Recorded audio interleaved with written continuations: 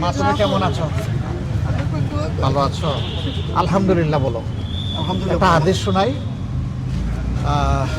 আল্লাহর ফেরেশতারা যখন মানুষের জান নিয়ে আল্লাহর কাছে হাজির হবে, আল্লাহ তাআলা জিজ্ঞেস করেন যে তুমি যার প্রাণটা নিয়ে আসলে, আমি তো তার প্রাণ দিয়েছিলাম, তোমার কষ্ট হয়নি? যে হ্যাঁ আল্লাহ, আমি তো আল্লাহ আপনার হুকুম পালন করেছি।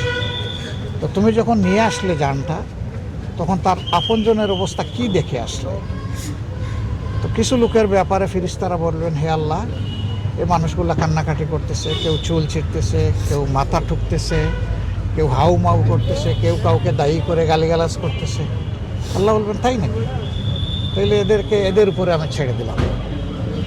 আরেক দল মানুষের ব্যাপারে বলবেন যে হে আল্লাহ, জানটা যখন নিয়ে আসলাম, তখন তার আপনজন সাথে সাথে বলল আলহামদুলিল্লাহ, কারণ এই জানটা আল্লাহই দিয়েছিলেন, আল্লাহ নিয়ে গেছেন, এটা তার পছন্দ। এত কষ্ট বুকে চেপে এরা আমার তারিফ করেছে, আমার প্রশংসা করেছে, যে আল্লাহ আমরা সাক্ষ্য দিচ্ছি যে তারা আলহামদুলিল্লাহ বলেছে।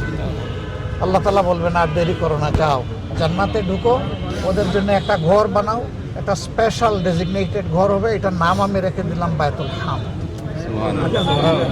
আপনারা সেই বায়তুল হামদে যাবেন না? ইনশাআল্লাহ। তাইলে মহান আল্লাহর সিদ্ধান্তের উপর, ফায়সালার উপরে আমরা আলহামদুলিল্লাহ বলি। আল্লাহ তাআলা আপনাদেরকে বুক শক্ত করার, সবর করার তৌফিক দান করুন। আমরা তো চলে যাব। তিনি বিশ্বাসের কবি ছিলেন। সব কবিরা বিশ্বাসের কবি হয় না। তিনি ভাগ্যবান কবি, তিনি একজন মুক্তিযোদ্ধা এবং তিনি বিশ্বাসের কবি। আমরা আশা করতে পারি যে আল্লাহ তাআলা তাকে উচ্চ মর্যাদায় কবুল করবেন, আবরার বান্দাদের মধ্যে তাকে শামিল করবেন ইনশাআল্লাহ। দোয়া থাকবে ইনশাআল্লাহ। আমি আসবো, বাসায় আসবো ইনশাআল্লাহ। আসসালামু আলাইকুম।